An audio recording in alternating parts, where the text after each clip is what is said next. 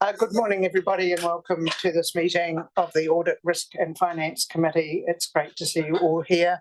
I'll begin the meeting with the karakia.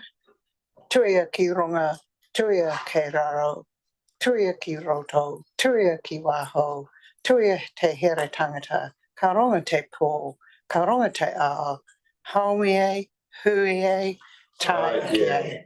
Thank you.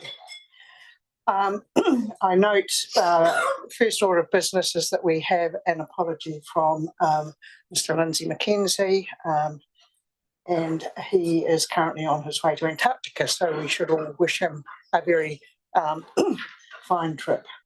I'd just like to confirm the order of business is set out. Are you satisfied that that's how you'd like to conduct the meeting? Great, thank you.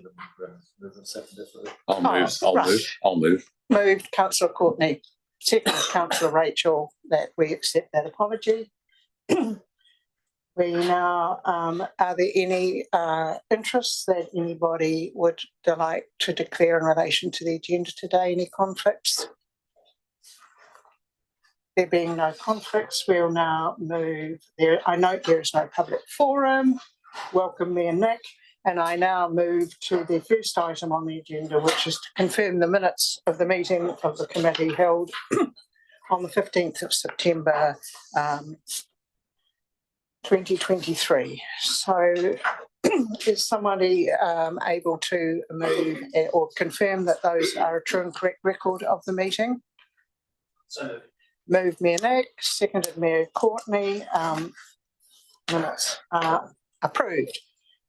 Right, we now move to the item number 6 on our agenda, which is the Audit New Zealand Audit Engagement Letter for the Long-Term Plan. And John, I apologise for not noting that you were present via Zoom, but welcome to the meeting. And might I say, I'm absolutely blown away by how hard you're working at the moment, what with emails at 9 o'clock at night and then again at 7:30 in the morning. So I know it's a really busy time for Audit New Zealand, but we're here to have a look at the Audit Engagement Letter for the Long-Term Plan. So John, why don't you introduce that letter to us, please?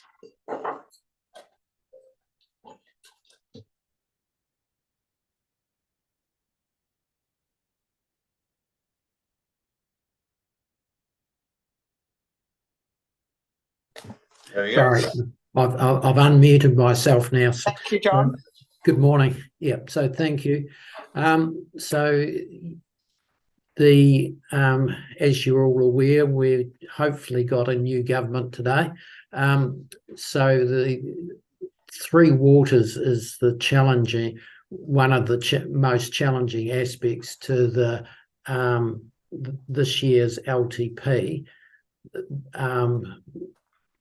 Yeah, so one of I sent through to the chair and to Nikki McDonald and Nikki Harrison information on the audit report for the CD for Tauranga City Council. For those who are not aware, Tauranga City Council's gone early with their CD. And so that it's out for consultation. So there's the audit report for their CD is available on the Tauranga City Council website. And what they've done is that they've followed the legal position of only including Three Waters for 2 years and explained why, because they've got legal advice that's what they need to follow the law as it stands. But by doing that, then they've got the risk that they will need to consult again. So it's a challenging position. We don't know what's happening. The time frames, we don't know what will happen with them, and there's no perfect solution as to how you get around it, because you've got Tauranga's gone early. The regional councils, as opposed to the unitary councils, are in a position to follow through with the current timeline set in the Local Government Act. So it's just a challenging position. So, John, I guess the issue for just a minute, I'll come back to me and Nick in a minute, but just that so that you're aware, we have just tabled your audit engagement letter with the meeting attendees, so they are not have not seen that. But so we'll talk about what that might mean in a minute. But if I can now pass to me and Nick.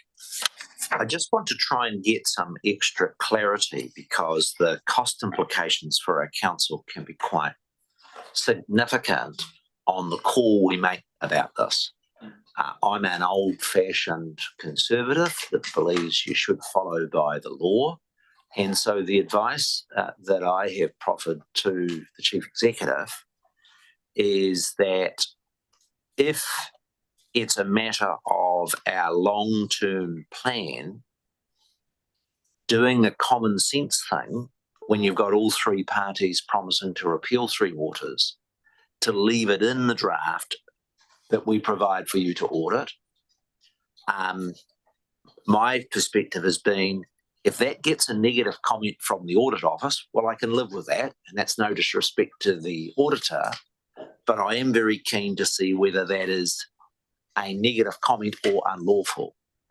Can you shed any light on that question? In other words, a tremendous amount of work is going in by Nigel and our staff team on the long-term plan. A common sense view would be that to take all the Three Waters stuff out from year 2 for a 10-year plan is hundreds of millions of dollars, and then getting caught that we've not properly consulted with the community because subsequently the legislation is changed. So a really crisp question I'm seeking guidance is, following the previous government's policy on Three Waters an absolute legal wise, and we would be in breach of the law, in which case I have to say to Nigel and Nikki, we have to comply with the law, or is it in that category where, no, it's not unlawful, but the audit office would have to comment that it's inconsistent in that regard? Can you provide any clarity to that as we grapple with this dilemma? I was not involved with the Tauranga LTP audit. What I have been told is that Simpson Grierson has provided advice that they needed to follow the legislation as it is at the moment. What Tauranga has done is that it has provided supplementary information about the if Three Waters was included for the 10 years, then it would have this implication on rates and revenue and capital expenditure and borrowing, so that people looking at the CD aren't looking in a vacuum. So here's, and this is where it does come onto your desk.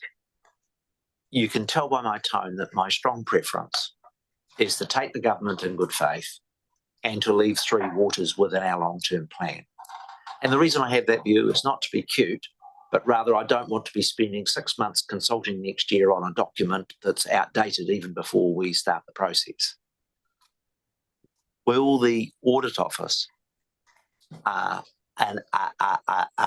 it would be absolutely proper in your audit office report when you come to do it in February to say, well, that's inconsistent with the law, but how, or inconsistent with the policy at the time that it was drafted. What would be the nature of the audit office comment in the event that the council chose to take a common sense approach of status quo on Three Waters, given the level of political uncertainty? At this stage is that the OAG hasn't expressed a view on that at the moment, is what I was told in a briefing session was the legal advice that was given by Simpson Grierson. So what DIA and OAG are hopeful is that the government will make its position clear before the Christmas break, and that they will get legislation passed in February or early March so that you can actually adopt your CD with the do it once. Okay. Councillor Mel? Thank you, Chair Catherine. Catherine, would John or our Chief Executive have any early signals of what other councils are doing in this particular area? I was literally going to talk to that, Councillor Mel. So look, I've had extensive conversations with local government New Zealand and my fellow chief executives around the country. A number of councils are taking a number of different approaches. We're in line with Tasman, taking a pragmatic, practical approach. But you know, our understanding is that, in fact, I'm keeping abreast of the news right now, because obviously they're just talking about a policy bonfire within the next 100 days. It's all going to be announced very shortly. My expectation is, as soon as the government is able to, they will give an indication to all local government, all councils on the way forward. My understanding is they're going to want a consistent approach. I'm personally surprised that Tauranga have taken the view to go early. Some councils are doing that for particular reasons, but there is some risk with that approach. I think we're taking the right approach in that we're assuming a pragmatic way forward. We will get direction by the time we're going out with our CD, with our consultation document. We will know the way forward by that point, and therefore we won't be breaking the law. There is a difference of opinion from lawyers. Now, of course, if we went today, we would have to follow the Tauranga way forward, because the law requires us to do that. Debbie's got a view. Not a view, sorry. Just that it is possible that Tauranga has pulled things forward because they have an election next year. So they're moving away from their commissioner-run council. Tauranga has that advantage that they don't have pesky mayors or councillors making your job difficult, Mr. Chief Executive. and if they're listening to the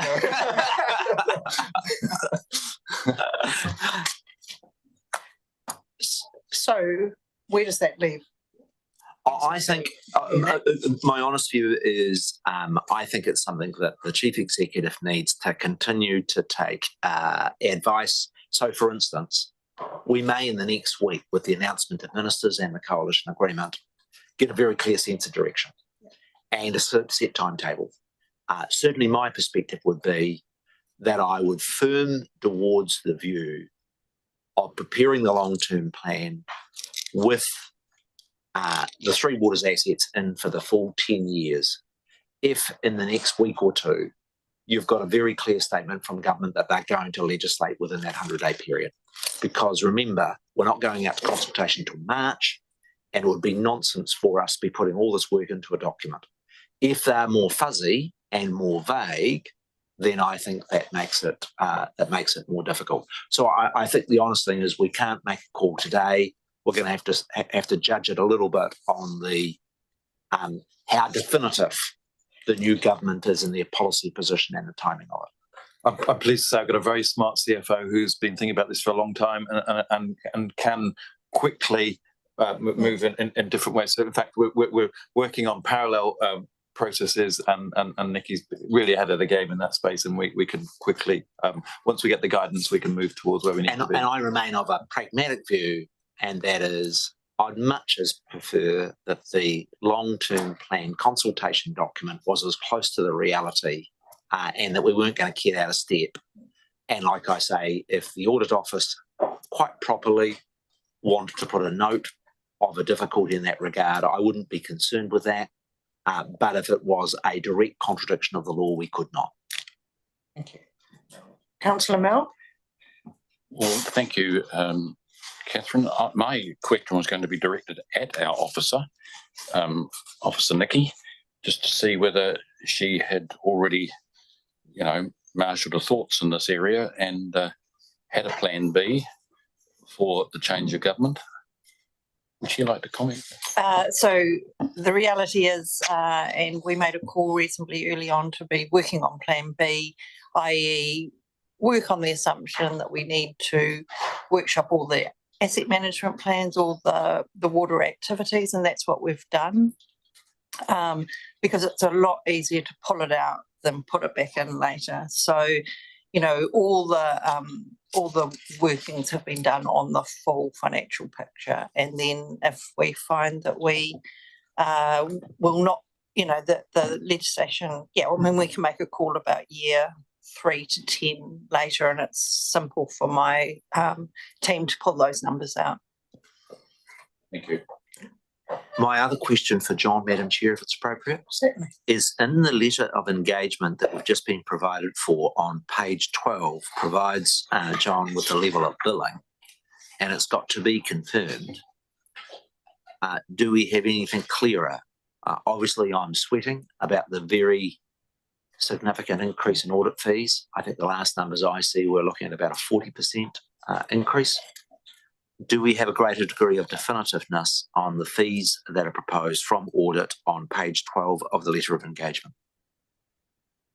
So my understanding is that the Office of the Auditor General will set out the process for establishing the fees in the coming week. The letter asks me to sign it. I just need to make plain that you cannot expect me to sign a document where the numbers are not there. Right. So my suggestion is that we use the letter as a basis of the discussion with the committee today, and that you wait until the process has been clarified next week, and we can include the fees within a revised letter. So on that note, John, my suggestion is we take you take us through this letter quickly, briefly, and highlight the key points that you wish to raise with the council. Once we've done that, I'd like to seek from the officials and councillors present the process that they intend to follow once the fees are known. So let's go through the first point first. What are the highlights that you want to raise with this committee in relation to the audit engagement letter? Anything special? What's in that letter as it stands at the moment is very similar to what happened last year. Sorry, not last year, 3 years ago. So there will be an increased focus on climate change. But that's just stepping up from where it was last time. It's looking at the capital expenditure, whether the program is doable, so that you're going out to your community saying, well, we want to rate you for this amount because we're going to deliver this amount of capital expenditure, so we provide this level of service. So we will be looking closely at capital expenditure. So those are two of the key issues. Thank you. Sorry, the other one that you've got with Nelson City in particular, because you've chosen, Nelson City ended up being different from the North Island councils that got affected by the storm events, and you're consulting your community over purchase of properties that are badly affected by the flooding events. So that will be part of your consultation. So that will be an area of focus. Thank you, John. Nikki, do you have any observations or comments or questions for John in relation to this letter and the audit process? Through the chair, no. I think it is a reasonably straightforward process. We've worked quite closely with Audit New Zealand to get dates that will work for everybody, and we just really are awaiting the fee component. Thank you. Are there any other comments? Councillor Rachel. Thanks, Catherine, through the chair. Just a question really for officers, that once we have the updated letter, could we just have that uploaded to LG Hub so that we have the complete letter with the fees on file? That would be helpful. Thanks. And maybe Chief Executive Nigel, how do you propose then to approve this particular process?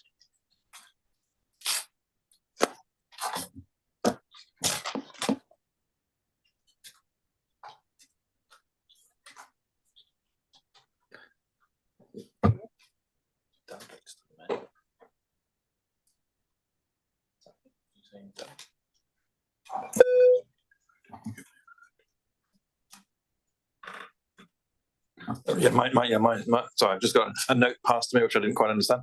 But my expectation is once we get the revised letter that the mayor will sign it, and that will kickstart the process that we broadly understand, and that we've all elected members are aware of. And so the mayor, as soon as we get the letter with the revised figures, etc., will sign it, and that will formally kickstart the process. My only question relates to obviously the issues that we had with the last audit, John, in relation to fees, and me and Nick. How are you going to resolve that issue? Will you just do that with Audit New Zealand prior to signing the letter? I mean, it's an interesting question, isn't it? We can't do that here and discuss it today. We'll delegate to you, but what happens if there is a problem? Well, the council's in a very difficult position in the sense it's a monopoly provider. Yeah. And a negotiation where the law says you've got to have an auditor and this is who it's got to be, is that we are in a very difficult position. And the extent of rating pressure and the scale of the increases that are proposing by the Audit Office, I see as unsatisfactory. We have to find a process through that. The ultimate protest that I can lodge at the scale of the increased audit fees is to communicate with the Speaker of the House, who's ultimately the overseer of the Audit Office. And if we can't come to a satisfactory resolution, then I may initiate that process. Thank you. So through the chair, I wonder if that last resolution should be amended so that it's once the committee's feedback, if any, has been incorporated and audit fees have been confirmed. Because, yeah, I mean, I don't think the resolution completely captures the fact that we don't actually have the fees at the moment. I'm happy to move that with the amendment. Thank you. So we have two recommendations before us, but the first recommendation is that we receive the annual report, and the second recommendation is that we note that we have provided feedback, and that the mayor will sign the letter once the committee's feedback, if any, has been incorporated and the audit fees have been confirmed. So that's been moved by Councillor Rachel. Sorry, Mayor Nick. It goes a little bit too far. For us to resolve that we're going to sign it. Yes. We've got the issue of cost still sign. My view is it should say we'll sign the audit engagement to Audit New Zealand, subject to the costings being reasonable. To require me to sign it regardless of what numbers we have no numbers, just goes a step too far. So you're suggesting we replace the last that what's been in red with? To the costs being satisfactory. The cost issues being satisfactorily resolved. I'm just not comfortable with saying we'll go silent when we've got our numbers.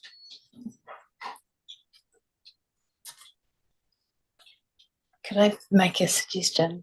If we change, Rachel, yep. if we did change audit fees have been confirmed to audit fees have been agreed, that would kind of reflect a, you know, that there was some discussion. So, Nick, you're which? I just don't want complete. Okay. We're signing regardless. No. We're signing. Yes. Subject to this issue of cost being satisfactory. So to keep it simple. So can I then suggest that we just put and audit fees have been agreed, which reflects the the conversation. And we'll take the subject to the cost issues being satisfactorily resolved. We'll delete that. Yeah. Right. So councillor Rachel, you have moved both of those recommendations. Do I have a seconder? Councillor Mel, all those in favour? Carried. Thank you very much. And thank you very much, John, for your attendance and the good work that you're doing in a very challenging environment, which continues to actually keep us all on our toes. So thank you very much. Thank you, everyone. Thank Bye. you. Bye. Thanks, Mark. Thank you. We now come to agenda item number 7, the quarterly internal audit report, and welcome Chris.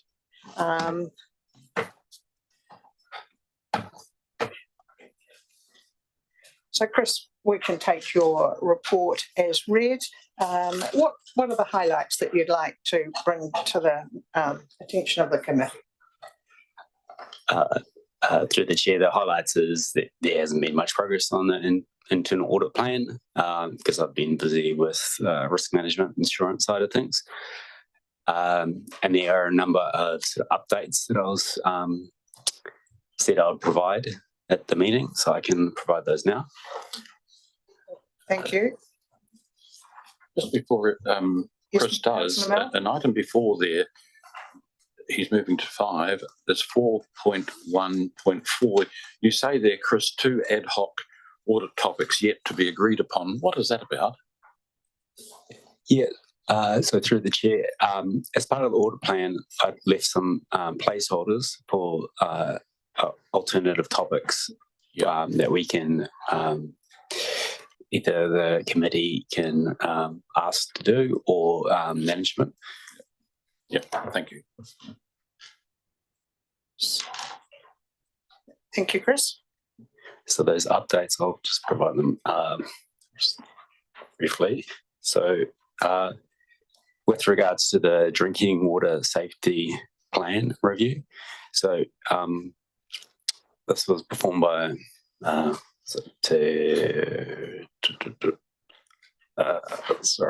Taumata Aroa. The review was not actually any formal approval or certification of compliance, and they did come back with some fairly minor updates, so that went well. The Algin order. sorry. 5.1, the Algin. Yeah, with regards to the algorithms, this sort of IT cyber audit, there will be an update that's now in the organisational risk deep dive, where the Chief Information Officer, Technology Officer, will provide some more details about exactly what were the recommendations or findings in that. The IANS audit, I can provide an update with that. So there were 4 conditional clearances, and they'll be reassessed at the next audit, which is now June 2024. So we're no longer on the 2 years, it's 1 year reviews cycles. With regards to the document management system, there's been an extension granted and till May 2024, and the remaining general non-compliances were cleared.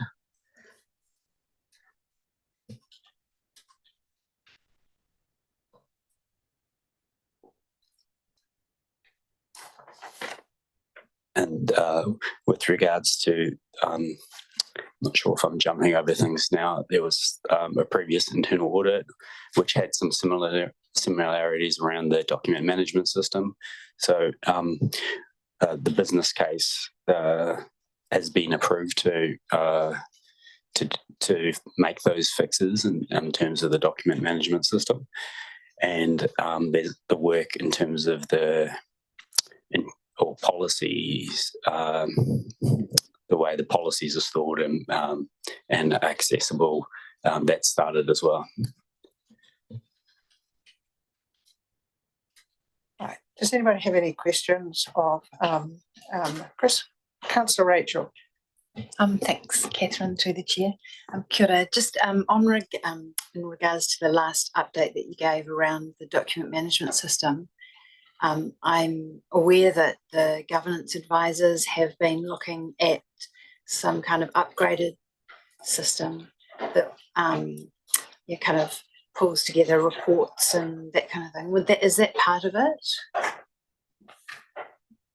So through the chair, the governance advisors have a slightly some of the systems that they use are slightly different from what's used internally for pretty much everything else. So there are lots of opportunities that came out of this migration where there's improvements that can be added. I'm not entirely sure which one you're pointing to, but I can look into that if and get back to you by email. Yeah, I'd be really interested in what opportunities there are if we are kind of improving our document management system to work with the governance advisors, Rob and Byrne, to ensure that it's working well for them as well. Like if there's an opportunity for them to have their system upgraded so it works more seamlessly with the internal system, I think it would be beneficial. From my understanding, it is something that would actually benefit internal report writers as well as the governance advisors. So, I'll through the chair, I'll pass that on through to our information management team, and they do have a plan of works in the next few years, and I'm sure they'll be able to consider that. thanks. Are there any other questions, Nikki? Sorry, just to clarify. So I think the governance advisors are looking at replacing the report management system and also the way we interface with the elected members. So it's sort of slightly different. The document management system's very much internally focused, and staff have been having problems with the search tool, and that causes real issues. So that's the piece that we're focused on. But I just want to make it clear it's not going to be a few years until you get the upgraded elected members kind of report writing package. Councillor Rachel. Thanks for that update, Nikki. Is there timing on that? I'm just aware of the pressure on governance advisors and resourcing and anything we can do to kind of support them to have that expedited to make their lives easier would be brilliant. So I'm aware that my chief information officer is actually looking at it. They're looking at our tools at the moment. So Right. Awesome. yeah, Thanks so much. it's in train. Right. Does any other councillor have any questions? Question from me, Chris. What in the internal audit is keeping you awake at night? What have you found? So through the chair, I'm sort of partly through my sort of the fraud controls audit, and to date there's nothing that's sort of jumped out that says this is a problem. Otherwise, yeah, there's I can't say through my audit program, it just bits and bobs. I have come across anything that's keeping me up at night. Good. That's a good response. Thank you. And I'll sleep tonight. Thank you. Thank you. All right. So on that basis then, thank you for your report. We have a recommendation that the Audit, Risk and Finance Committee receives the report, quarterly internal audit report. So moved, Councillor Rachel, seconded, Mayor Nick. All those in favour? Aye, carried. Thank you. Thank you. Now, Chris, you're still in the hot seat. I apologise. We now go to the quarterly risk report, and again, I'll just ask you if you can to highlight what you consider to be the key issues that this committee needs to be looking at. So through the chair, I just point out that you be aware of that. The risk report was written for end of September, So it's a fair bit out of date. In terms of, that top risk, the with the 3 water separation, or affordable water separation, that risk obviously is changing. Otherwise, there wasn't anything, any new risks that were coming through during the quarter that are really noteworthy, and you'll see in the appendix there's been very minor updates, if anything. Councillor Mel. Thank you, Chair Catherine. Through you to Chris. Chris, I'm looking at 4.6 here on page, well, it doesn't matter what page, 4.6 in your report, page 20. Loss of service performance from ineffective contracts and contract management. And it says there an internal review of organisational contract management is underway. The risk rate remains medium. Would you have any idea, or perhaps through the Chief Executive might be able to answer this one, what has this been triggered by some event, or is this just a regular annual review, or how often? Well, here's another question coming out of that. Is there regular reviews of this area?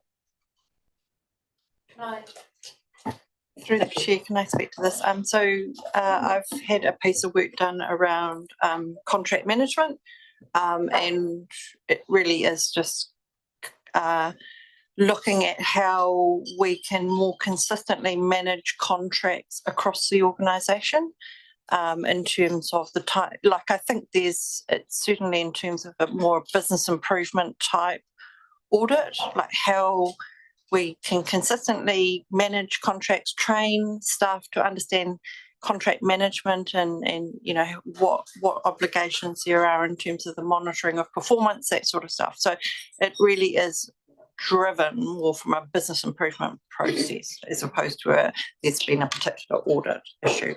Right. We have a lot of contracts, Councillor Mel, and that it's really important that we set those up well and that we monitor them well. And if we don't get that bit of the process, a lot of organisations don't focus on that, setting them up, and it's really important that Nick is doing the right thing to make sure that the team are well versed in what are we trying to get out of this deal with the contractors we use. Well, very pleased to hear that. It's so important. I'll just leave it there for a moment till I find where I'm at. Are there any other questions from councillors? I think we've covered your top risk, the government-led reforms, through our conversation with Audit New Zealand. It's common to all local authorities as we speak, and it is, I would have thought, of significant concern for both local authorities and central government that there is this continuing impost on councils to do things. So, Councillor Mel? Yes, I found my next question that I'd like a little bit more information on is 5.7, Corporate Services Group. The project to optimise insurance is underway. The project may result in increased financial risk. I'd like that to be explained to me, please. Through the chair, I can just discuss that. So as you will be aware, and it's covered in the finance report, we're incurring quite substantial increases in insurance costs. That's driven, there's kind of two components of it. One's capacity in the insurance market and the number of events that are occurring, but also two, our asset values are going up substantially through revaluation. So in the confidential part of this agenda, we are actually going to start exploring how we can optimise our insurance portfolio. So just to follow up there, through you, Chair Catherine, Nikki, the project may result in increased financial risk. Or what are you sort of referring to there? What I'm referring to there really is around the fact that if you don't want to pay I mean, insurance is a contract to shift risk really between us and an insurer. And what I'm talking about there is you could amend what our deductibles are, what our excesses are, and potentially not insure some lower value assets, that sort of stuff, and create a fund that it's effectively self-insurance. So that's what I'm talking about in terms of potentially more financial risk. Thank you for that. I'm happy to move. Okay, all right. So if there are no further questions, we've got a recommendation that we receive the quarterly risk report. It's been moved by Councillor Mel, seconded by Councillor Rachel. All those in favour, please say aye. Carried. Thank you very much. Okay, we now move to a brief report on the Privacy Act. And this is being picked up by Deborah. Thank you.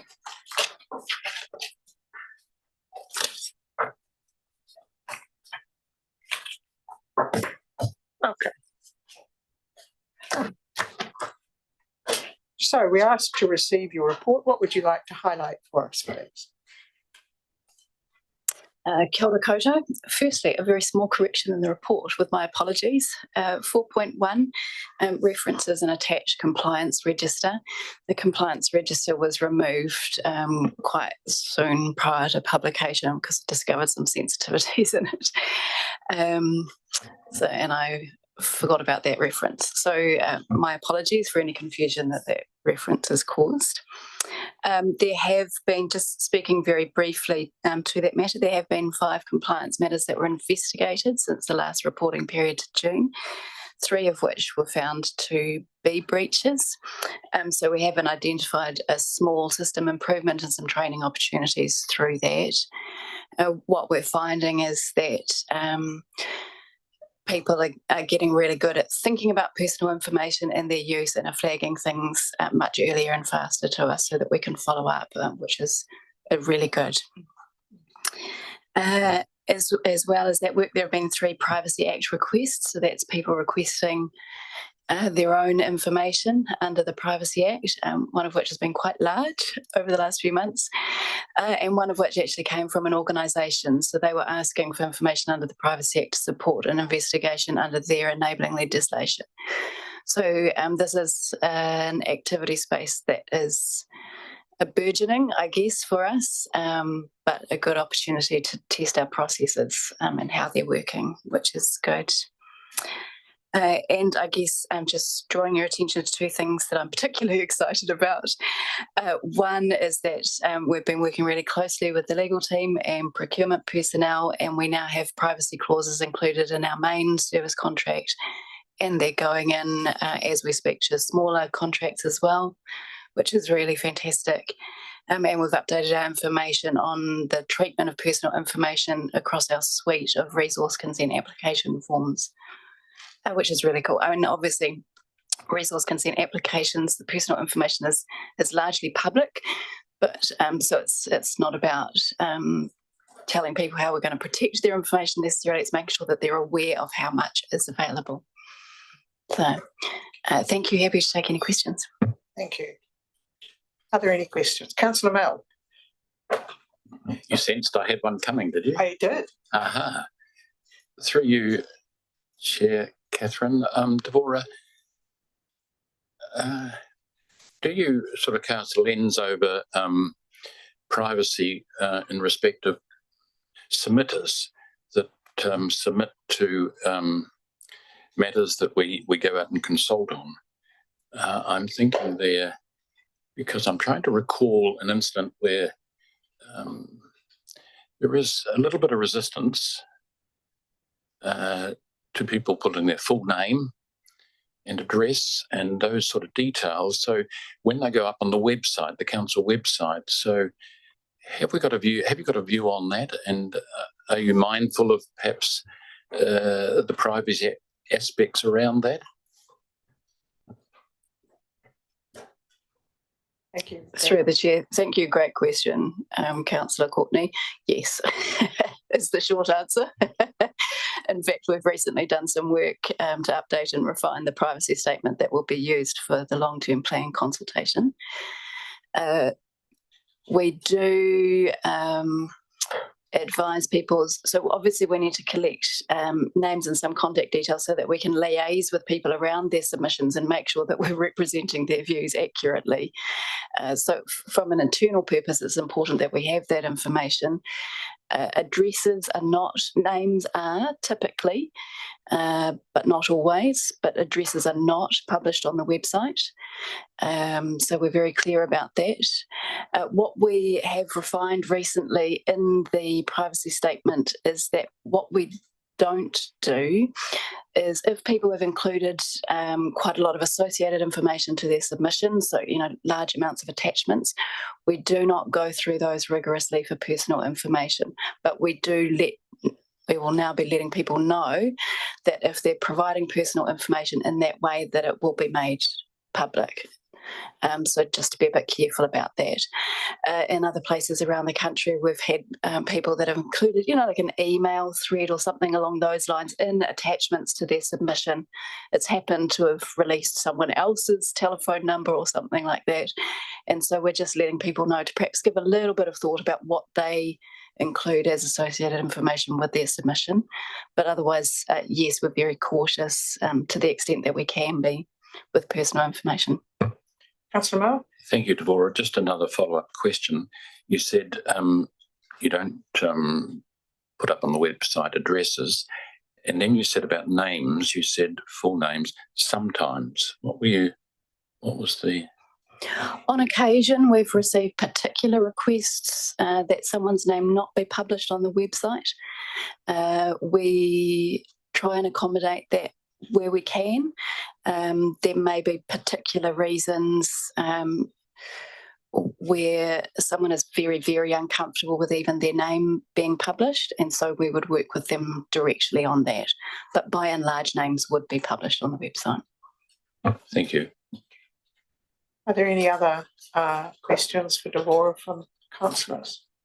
I mean, I just note that it's burgeoning, and social media and AI, I think, is going to be increasingly challenging for us all in this space. So I guess it's a really interesting issue about resourcing the council and the number of people that are involved with local email requests, Privacy Act issues, etc. So it's just a part of the business that needs to be well resourced appropriately. I think that's the right way. And handled thoughtfully. Correct. Carefully. With sensitivity. Yes, that's even a better word. Yeah. And I guess the other then key issue is that you're not going to pick up everything, and that's when the challenges do arise. So it's good to know that you're being so thorough in this particular part of the business. So thank you for your report. All right, we have a recommendation that we receive your report, etc. Moved Councillor Rachel, seconded Mayor Nick. All those in favour? Aye, carried. Thank you very much. Goodness me, we're Getting good at this. ticking away. Welcome. We're now on to agenda item number 10, which is the quarterly finance report to 30th of September 2023. And it's, what do you want to talk to us about? I'll give you the floor. Good morning, through the chair. I'll take the report as read and happy to try to answer any questions that you may have. Thank you. I did have personally one question in relation to the reduction in the transport choices revenue. Can you just explain that to me? Alex, sorry, I've got the wrong person.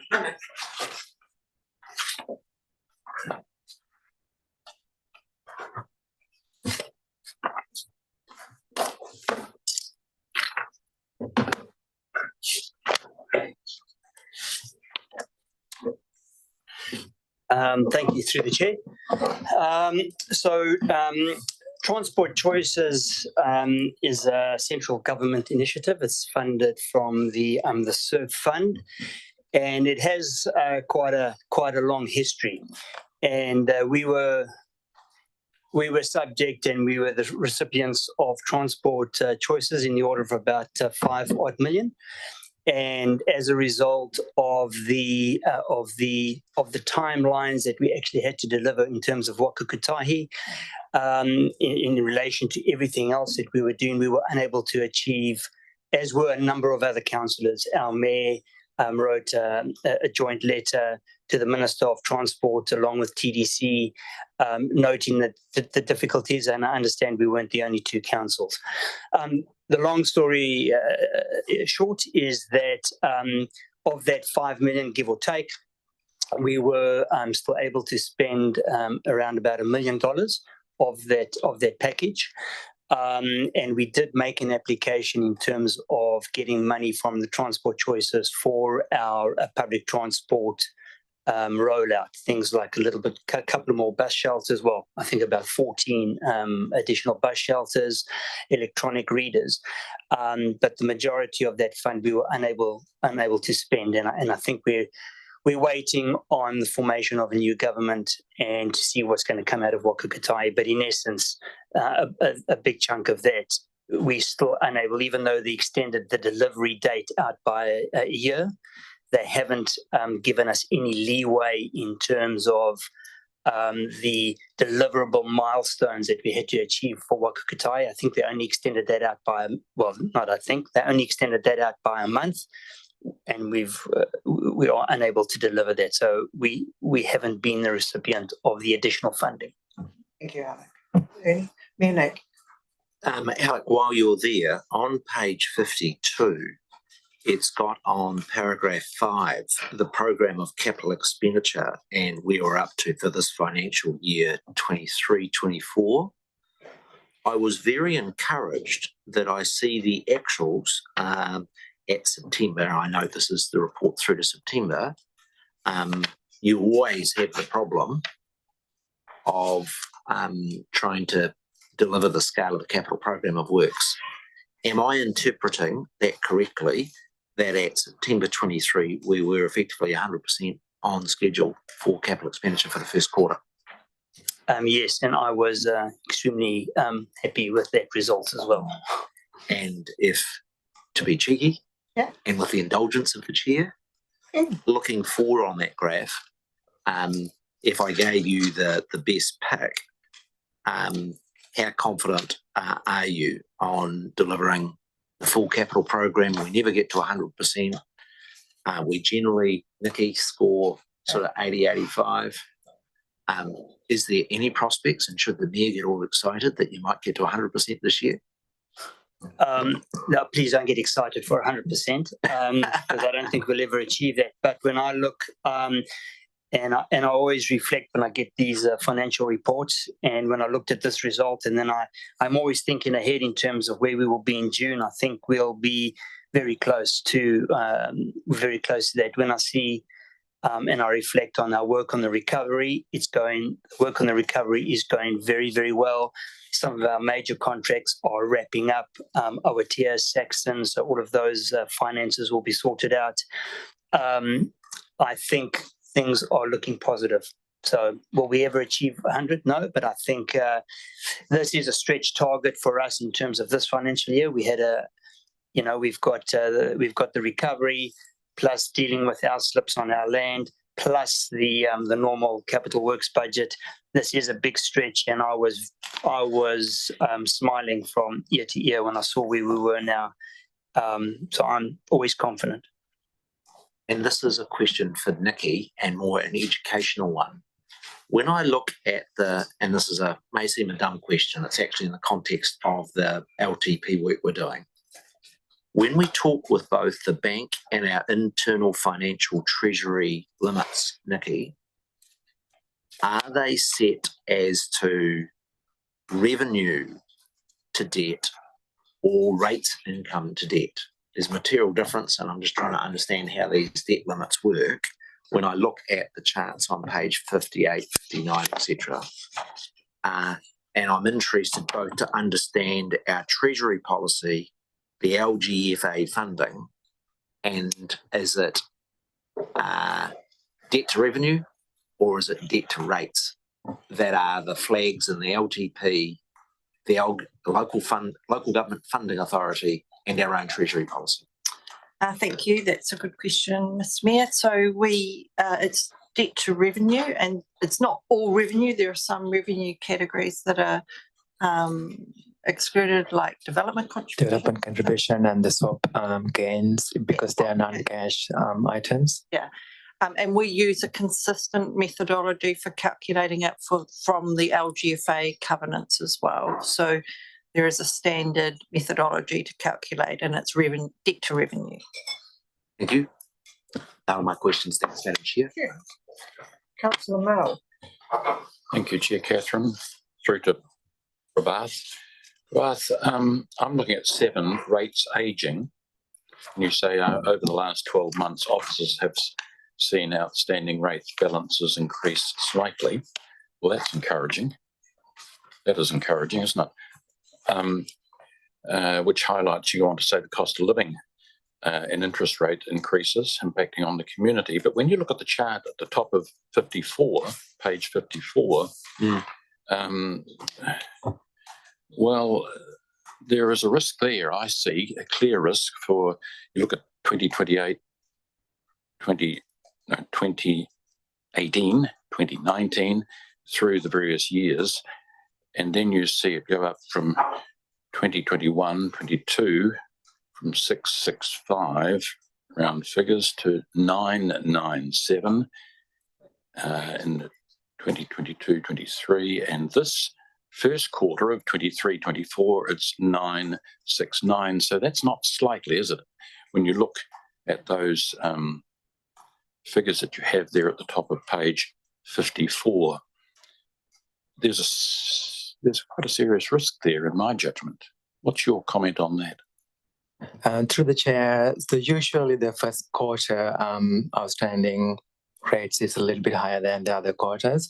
That 969 includes 230,000 of last year rates. So when I checked this morning, it has gone down to 80K. So we have already collected. So that 969 includes 230,000 of last year rates. So we have collected 150 from that by now. So although it is higher, by the time we write the report, we have collected some more rates since then. So through you, Madam Chair, where would it be sitting now? Just if you use a pen and a little piece of paper, where would it be sitting roughly? As of now? Yes. It's around 3 million. That's because of the installment 2 went out as well. Do you have the figure for the so the 969, do you have the figure of how much of that has been collected? From the 969, no, not from now, but that from the last year rates, which includes in there, which is 230K, yeah. We have collected 150 from that. So the balance is the current year first installment outstanding. Okay, got it. Are there any other questions, Councillor Mel? Can I just make a comment? I mean, I think that obviously, you know, we have seen a rates increase over time, and we're working a lot more with a lot more people to get them onto payment plans. So we have a very good approach to trying to, you know, get people, you know, onto a DD or something like that, and to try and smooth the impact of rates. The number that heartens me is probably that June 24 number.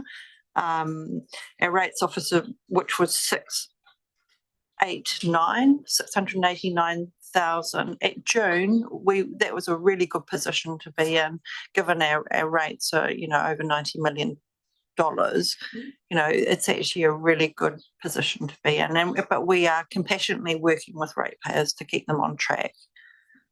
Through you, Madam Chair Catherine, I'm heartened by what you say, compassionately working on that, because are you operating a similar scheme to the navigator scheme that we used during the severe flood event, where you had 3 or 4 navigators working alongside people? Do you actually communicate with these people that have challenges paying their rates one-on-one? Or? Yes, so our rates officer will always, will actually ring people and talk to them through how best to get not further behind on their rates. Yeah. That's really the key thing is just keeping people on track and not letting it build up. So yeah, look, it is definitely phone calls. It's not letters. It's phone calls and discussions and working closely with people. And with your experience and applying your judgment, you highlight June of 24, 6, 8, 9, and the Bath says that funds are coming in, and this is a snapshot at that point in time. So really, it's not as bad as it looks here in front of us with these figures of 969 and 997. I think, as Prabhat said, that does include the rollover from what's not paid at the end of the last financial year. So, it does, and obviously, I'm not concerned. I think that, we just need to keep on top of it. Right, thank you. Just a quick sup on that same tone, and the trend over the last 2 or 3 years has been an increase in the amount of rates outstanding. But as Nikki correctly points out, it's less than 1%, and I am encouraged at the amount of work that's going on. I would be interested, Nikki, we have had some reports that have required going all the way through to court for the recovery with some of those that present themselves as sovereign citizens. Would you be so bold to give an indication of the number that are in that category of have got themselves into a headspace that they're a sovereign citizen, that we can't rate them? Is it a very small number? Is it 5? Is it 10? Is it, what sort of numbers are we getting to that? Through the chair, I think there are 2, and they probably haven't paid rates for a couple of years, so it's accumulated. Yes, through the chair, we have 2 rates payers who are on that category. We are in the process of the collection, but we haven't got any significant amount of money. One person has set up direct debit, automatic payment of very small amounts per week. But other than that, we haven't collected anything. Thank you. So can I just personally ask you some questions on page 56 in relation to the summary statement of financial position? Under other current liabilities, which I see have increased since the June quarter, you've got current portion of employee benefits liabilities. Is that annual leave, accrual of annual leave? Okay, so that sort of says to me it's an area that needs to be monitored, both from a well-being perspective, etc. So is there a plan in place to have a look at that? Can somebody respond? Through the chair, usually that balance gets used during the Christmas holiday period, so that will go down. But I'm not sure whether there's a plan to address that from organisation point of view. Okay. So through the chair, there are leave reports that go out to all business unit managers and group managers every second pay period, and people need to work with their staff to get those balances down. But yes, as Prabhat says, people tend to accumulate leave for the summer period at this time of the year. So I think September would historically be reasonably high. Okay. And the issue is monitored at the senior leadership team, and we have an overview on this, and it's also discussed at the Chief Executive Employment Committee, and indeed was discussed yesterday around where we're at. And actually, I've got no concerns around the levels of leave, and there are some that do hold leave to go off to Europe and other things like that to take long leave. Thank you. And I have a second question on that page, and it just is to help me learn a bit more about how the council operates. The issue around the depreciation grant for the suitors. Who would like to just put that in context for me? Nikki? Through the chair, I can speak to that. So there was an agreement when the suitor was built that the council would effectively rate fund part of their depreciation and hold it in a reserve, and that the suitor could draw down on that for renewals and maintenance of the building. And that decision was made really just to make sure that, you know, our investment in the building, which was $6 million, was effectively maintained. Thank you. That's very helpful. Are there any other questions? Councillor Mel. Just rolling back a little bit, Chair Catherine, to page 53, 6.3. About in the middle of there, somewhere in that paragraph there, you make reference to an advance to the Nelson Tasman Regional Landfill Business Unit, a drawdown, $1 million to fund $1 million advance to them. Now, I thought they had a closed account. I didn't. Can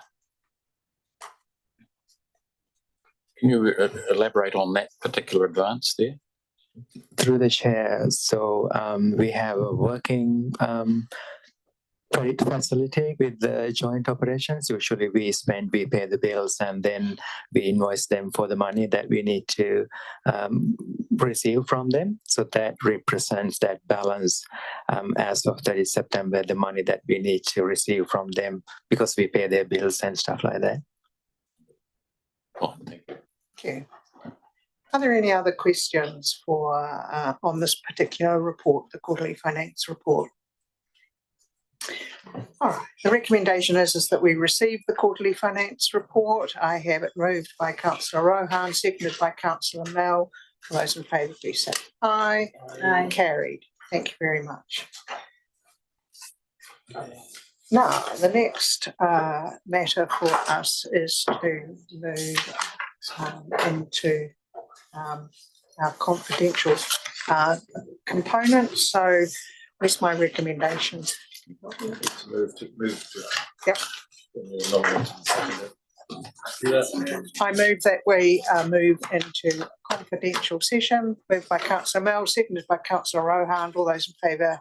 Aye. Aye. Carried. Thank you very much. We will just pause now while move into that session. Thank you.